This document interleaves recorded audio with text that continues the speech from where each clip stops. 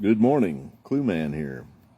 So this video is going to be for my veteran brothers and sisters who might still be supporting the fat orange turd and or still voting Republican after all that the Republican politicians just did to prove that they don't give two shits about us.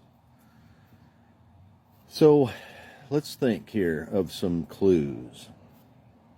If it wasn't bad enough that Trump was a 5-time draft dodger himself to avoid going to Vietnam, and that he called us losers and suckers, and that he said he knows more than us because he went to a military academy when he was a teenager.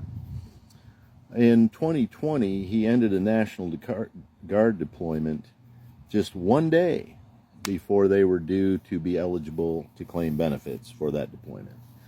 He also, at the beginning of the COVID epidemic, seized 5 million masks that were intended for VA hospitals, and he had his son-in-law, Jared Kushner, sell those to private entities who then turned around and sold them back to the government. Real sly. When you complain about Biden pulling out of Afghanistan and leaving allies and equipment behind, Trump did that before Biden. Remember? Syria turned over 3 of our bases to the Russians, left the Kurds hanging in the lurch.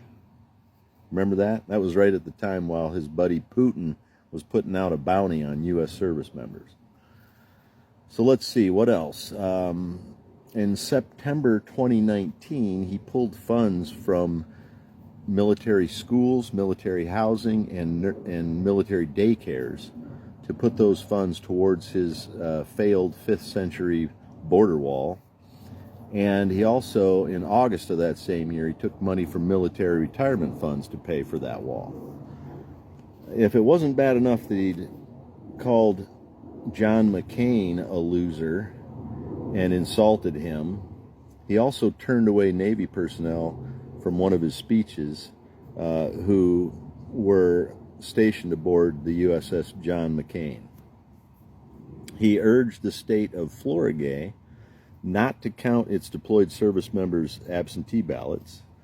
He ordered the discharge of active duty immigrant troops and had them and their families deported. And he sent money that was raised at a veterans benefit in 2020 over to his foundation, the Donald J. Trump Foundation, instead of to the veteran charities that it was slated for. So there's numerous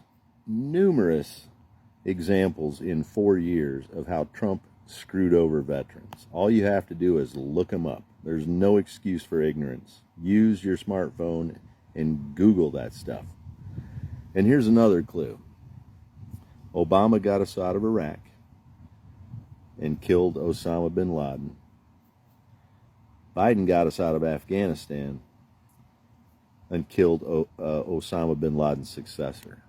So tell me, who were the better commanders-in-chief? Come on. There's your clues.